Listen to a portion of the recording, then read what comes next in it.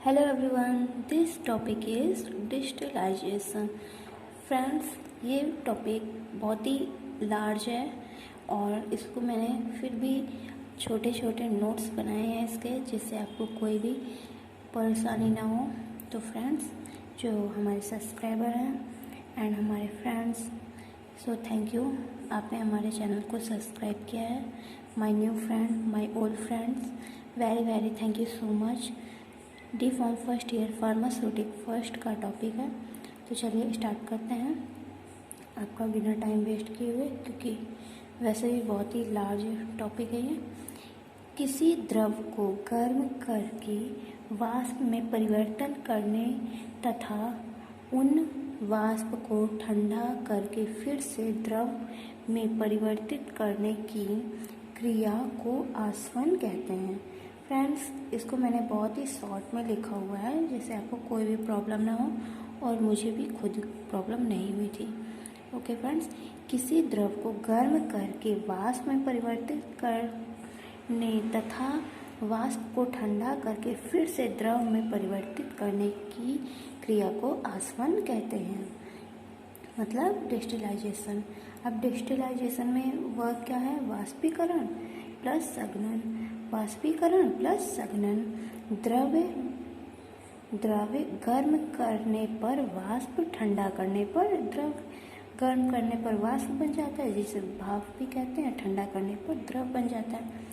किसी द्रव में उपस्थित अविलेय ठोस की अशुद्धि को छानकर तथा अमिश्रणीय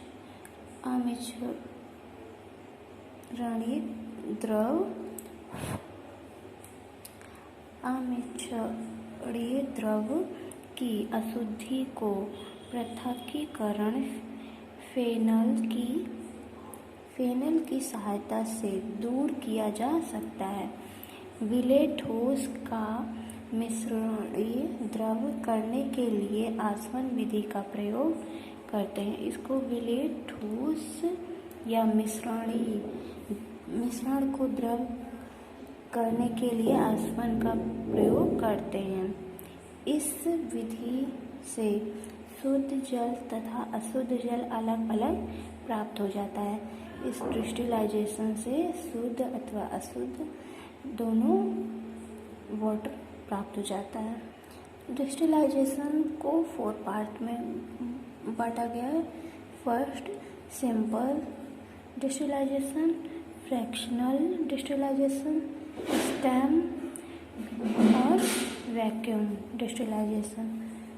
फ्रैक्शनल डिस्टिलाइजेशन जब 2 या 2 से अधिक द्रव के क्वथनांक में 50 डिग्री सेल्सियस से अधिक का अंतर होता है, तो जब 2 या 2 से अधिक द्रव के क्वथनांक में 50% से अधिक द्रव का अंतर होता है, तो उनके मिश्रण में से साधारण आसवन द्रव अलग अलग शुद्ध अवस्था में प्राप्त किया जा सकता है। मिश्रण में साधारण आसवन द्वारा अलग अलग शुद्ध अवस्था में प्राप्त किया जा सकता है जब 2 या 2 से अधिक द्रवों के क्वथनांक में 50 डिग्री सेल्सियस से कम का अंतर होता है, तो उनके मिश्रण में से प्रभाजी आसवन द्वारा अलग अलग शुद्ध अवस्था में प्राप्त किया जा सकता है। आई होप फ्रेंड्स, आपको हमारा नोट्स पसंद आ रहा होगा, तो प्लीज़ लाइक करिए एंड सब्सक्राइब करिए फ्रेंड्स, जल्दी से। सिद्धांत क्या है इसके? 2 मिश्रण द्रवों के मिश्रण का क्वथनांक प्राप्त उन दोनों द्रवों के क्वथनांक के मध्य होता है। 2 मिश्रण द्रवों के मिश्रण का क्वथनांक प्राप्त उन दोनों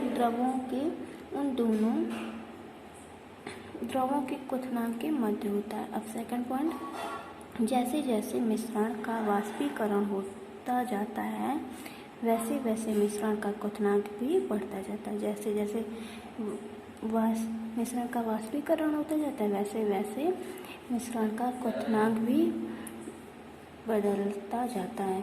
विधि क्या है? अब विधि के बारे में देखने से पहले स्ट्रक्चर देख लीजिए।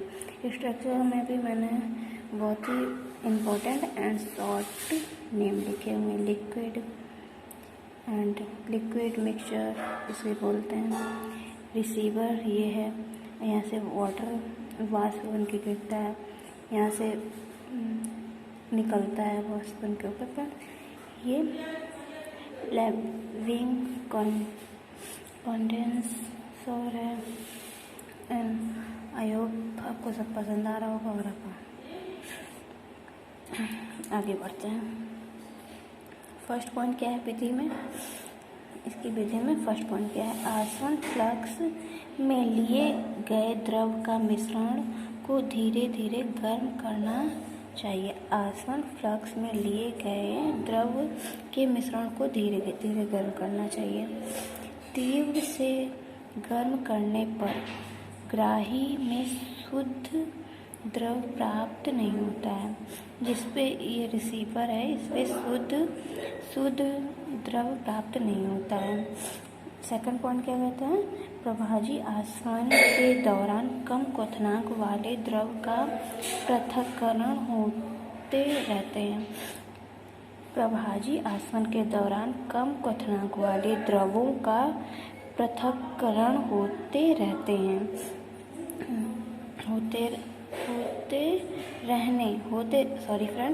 पृथक्करण होते रहने के कारण आसवन फ्लक्स में लिए गए द्रवों के मिश्रण का क्वथनांक लगातार बढ़ता रहता है। प्रभाजी आसवन के दौरान कम क्वथनांक वाले द्रवों का पृथक्करण होते रहने के कारण आसवन फ्लक्स में लिया गया द्रव का मिश्रण का क्वथनांक लगातार बढ़ता रहता है।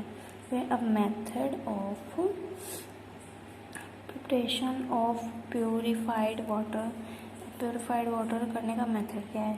वह जल जो वोलेटाइल तथा नॉन वोलेटाइल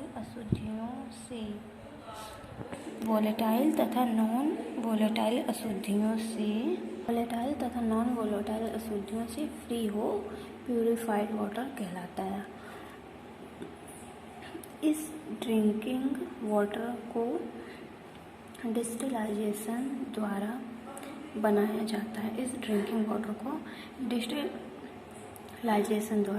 जाता है। ओके फ्रेंड्स, अब आगे देखते हैं प्रोसेस। शुद्ध जल का प्रयोग पैरेंटरल एडमिनिस्ट्रेशन के बनाने के लिए नहीं किया जाता। शुद्ध जल का प्रयोग पैरेंटरल एडमिनिस्ट्रेशन के बनाने के लिए नहीं किया जाता। आगे, यह रंगहीन, गंधहीन, ऑर्डरलेस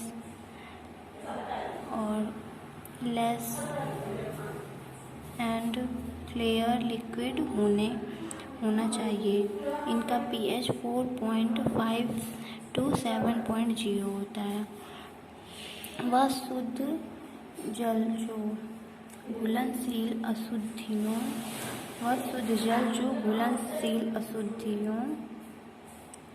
गैसों, जीवाणुओं, आयनों एवं पायरोजनों मुक्त हो जाते हैं। इसे इंजेक्शन के जल के रूप में प्रयुक्त किया जाता है। इसका उपकरण टोकन स्टील कहते हैं।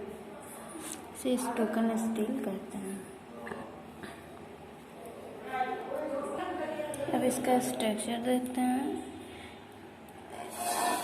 मैंने पहले ही आपसे बोला था कि ये लेंथी है फ्रेंड्स, लेकिन मैंने शॉर्ट करके ही लिखा है। इस पर आप बिल्कुल भी कंफ्यूज मत होइए। इनके नेमिंग एंड इसका स्ट्रक्चर आपको बुक में मिल जाएगा। और नेमिंग लेकिन मैंने इम्पोर्टेंट एंड इजी तरीके से ही लिखे हैं, आप अच्छे से देख लीजिए। अब आगे का प्रोसेस देखते हैं।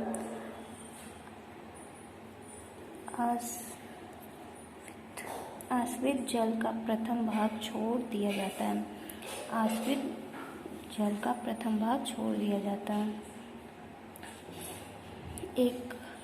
एकत्र करते समय इसे बंद रखा जाता है। एकत्र जब इकट्ठा होता है तो इसे बंद रखा जाता है जिससे संक्रमण ना हो। इंजेक्शन के जल में IP में दिए गए मानकों को पूरा करना आवश्यक है। इंजेक्शन के जल में दिए गए IP के मानकों को पूरा करना आवश्यक होता है।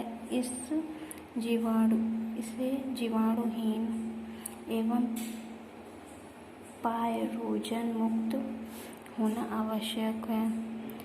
गुणवत्ता को नियंत्रण के लिए स्टेरिलाइजेशन टेस्ट एंड प्यूरो गुणवत्ता को नियंत्रण करने के लिए स्टेरिलाइटरी टेस्ट एंड पायरोजन टेस्ट किया जाता है। So thanks. I hope like this video and subscribe this channel. Thank you.